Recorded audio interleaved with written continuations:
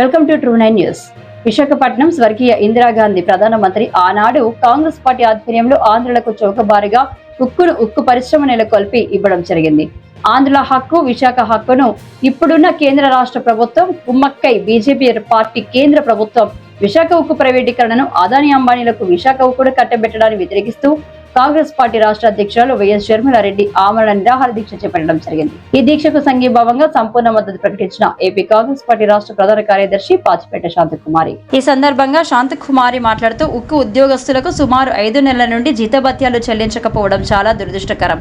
సుమారు 10,000 కార్మికుల కుటుంబాలకు వీధిన పడే విధంగా కేంద్ర రాష్ట్ర ప్రభుత్వం కాంట్రాక్టు కార్మికులకు సుమారు 2,000 మంది కార్మికులను విధుల నుండి తొలగిస్తున్నట్టు ప్రకటించడం చాలా దురదృష్టకరం. దీనిని కాంగ్రెస్ పార్టీ తీవ్రంగా ఖండిస్తున్నాం. కాంగ్రెస్ పార్టీ రాష్ట్ర చీఫ్ వైఎస్ షర్మిలారెడ్డి కాంట్రాక్టు కార్మికులు 2,000 మందిని వీధుల్లోకి తీసుకునే వరకు ఈ దీక్ష నుండి కదిలేది లేదని కేంద్ర రాష్ట్ర ప్రభుత్వాలకు హెచ్చరిక జారీ చేస్తూ కార్మికుల పక్షాన కాంగ్రెస్ పార్టీ ఎల్లప్పుడూ అండగా ఉంటుందని ఉక్కు కార్మికులకు కాంగ్రెస్ పార్టీ భరోసా ఇవ్వడం జరిగింది. తక్షణమే కేంద్ర రాష్ట్ర ప్రభుత్వం ఉక్కు కార్మికుల పట్ల వ్యవహరిస్తున్న కక్షపూరిత చర్యను విరమించుకోవాలి. కార్మికులకు పూర్తిస్థాయి భద్రతను, ఉద్యోగ భద్రతను కల్పించాలని, కార్మికులకు విధుల్లో తీసుకోవాలని ఆంధ్రప్రదేశ్ కాంగ్రెస్ పార్టీ నుండి డిమాండ్ చేస్తున్నాం. ఈ కార్యక్రమంలో వేలాది మంది ఉక్కు కార్మికులు, కాంగ్రెస్ పార్టీ నాయకులు, కార్యకర్తలు భారీ ఎత్తున పాల్గొన్నారు.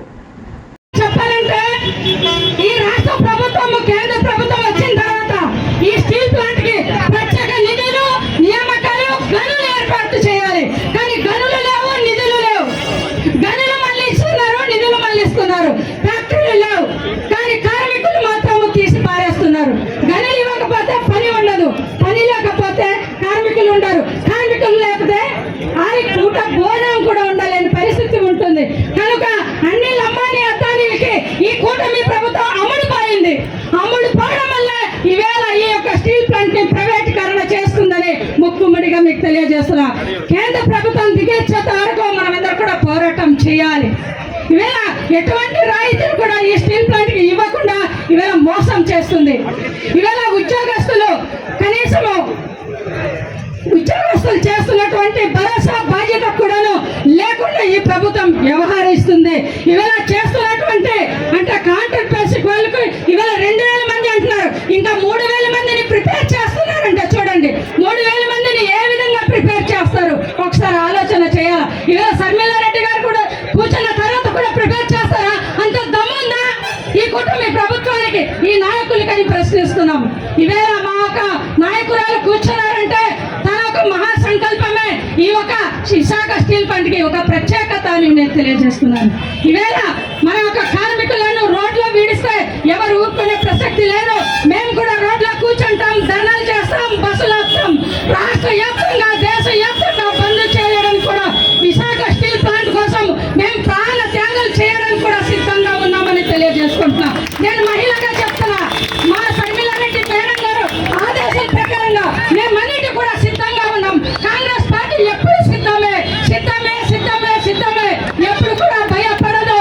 ఏ నాయకుడు వస్తాడని భయపడరు, ఏ పోలీసు నిర్వీర్యంలో వచ్చి బంధించుతారని కూడా భయపడే ప్రసక్తి లేదు. ఆనాడు నరేంద్ర మోడీ గారు 2వ తారీఖున మన విజయవాడ వస్తుంటే మేడం గారికి ఇంటి దగ్గర బంధించారు. అంత భయం ఎందుకు పట్టుకుంది బీజేపీ ప్రభుత్వానికి, ఈ కూటమి ప్రభుత్వానికి? అడిగే హక్కు మా మేడంకి లేదా? చెప్పే ప్రజల కోసం మాట్లాడే హక్కు లేదా?